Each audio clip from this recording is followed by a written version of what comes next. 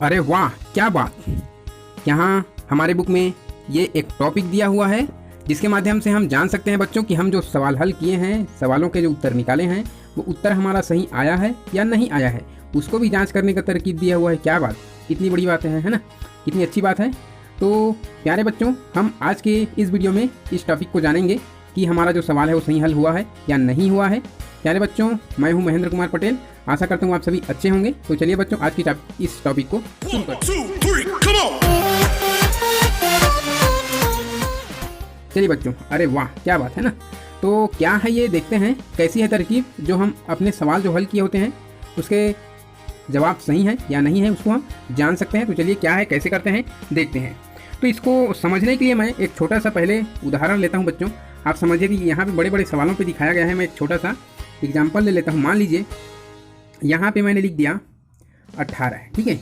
18 में से मुझे 12 घटाने हैं, ठीक है। तो 18 में से 12 घटाएंगे, कम करेंगे तो क्या बचेगा, 6 बचेगा, ठीक है। तो ये 6 बच गया है ना, और यहाँ 1 में से घटाएंगे तो 0 आएगा। तो 18 में से 12 घटाए तो हमको मिला 6। तो इस तरकीब के माध्यम से बच्चों हम इन दो में से किसी एक छोटे को, है ना, तो इसमें छोटे संख्या कौन है, 12, ठीक है। तो इस छोटे संख्या को हम उत्तर के साथ मिलाएंगे तो हमारा जो पहली संख्या है वो प्राप्त होती है। तो चलिए हम 12 को 6 के साथ मिला के देखते हैं। तो 12 में हम जब 6 मिलाएंगे तो 12 और 6 होगा 18, अर्थात हमको पहली संख्या मिल गई। तो पहली संख्या प्राप्त हो रही है, इसका मतलब है कि हमारा सवाल सही हल हुआ है, ठीक है। इसे हम जोड़ना के रूप में भी देखते हैं बच्चों। चलिए तो जोड़ना के सवाल के रूप में देखते हैं। हम उदाहरण उसी को रखते हैं। 18 में हम मान लीजिए 12 जोड़ के देखते हैं ना। तो 18 में जब हम 12 जोड़ेंगे यहाँ पे हमको मिलेगा 30, ठीक है, 30 मिलेगा। तो हम क्या करेंगे, इस उत्तर में से किसी भी एक संख्या को हम घटा कर देखेंगे, या तो बड़ी हो या छोटी, किसी को भी हो, है ना। घटाने में हमने क्या किया था, छोटी संख्या के साथ किया था, है ना।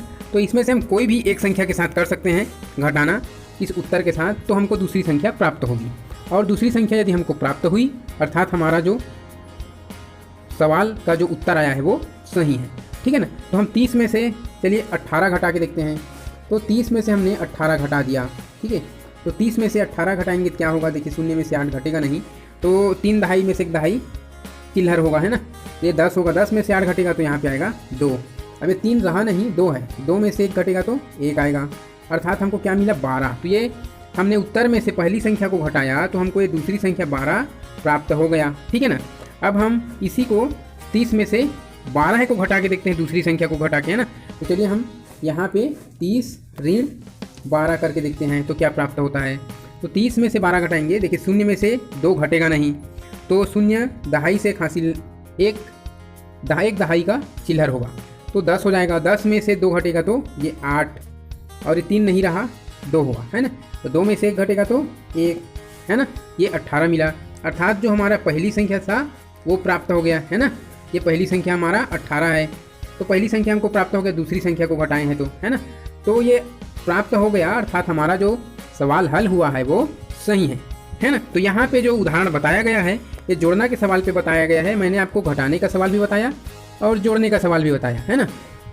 तो यहाँ पे क्या किया गया है सवाल में, देखिए यहाँ 25,308 में 76,397 को जोड़ा गया है। जोड़ने के बाद जो उत्तर आया वो है बच्चों 1,01,705।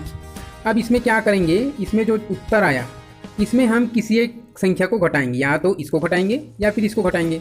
यदि हम पहली संख्या को घटाते हैं और दूसरी संख्या हमको प्राप्त हो जाती है तो हमारा उत्तर सही है, हमारा सवाल सही हल हुआ है। और मान लीजिए हमने इस 1,01,705 में से दूसरी संख्या अर्थात 76,397 को घटाएंगे तो 25,308 मिलेगा, तो हमारा सवाल सही हल हुआ है, ठीक है ना। हमको इसमें से किसी एक संख्या को लेके घटाना है और दूसरी संख्या प्राप्त हो गई, अर्थात हमारा सवाल सही हल हुआ है। तो यहाँ पे देखते हैं सवाल में क्या किया गया है। इसमें से उत्तर में से 25,308 को घटाया गया है, और 25,308 को घटाने पर यदि हमको दूसरी संख्या 76,397 प्राप्त होता है तो हमारा सवाल सही है। तो आगे देखते हैं। तो यहाँ पे देखिए बच्चों 1,01,705 में से 25,308 को घटाया गया है तो हमको 76,397 प्राप्त हो गया, अर्थात हमारा सवाल सही हल हुआ है, ठीक है बच्चों।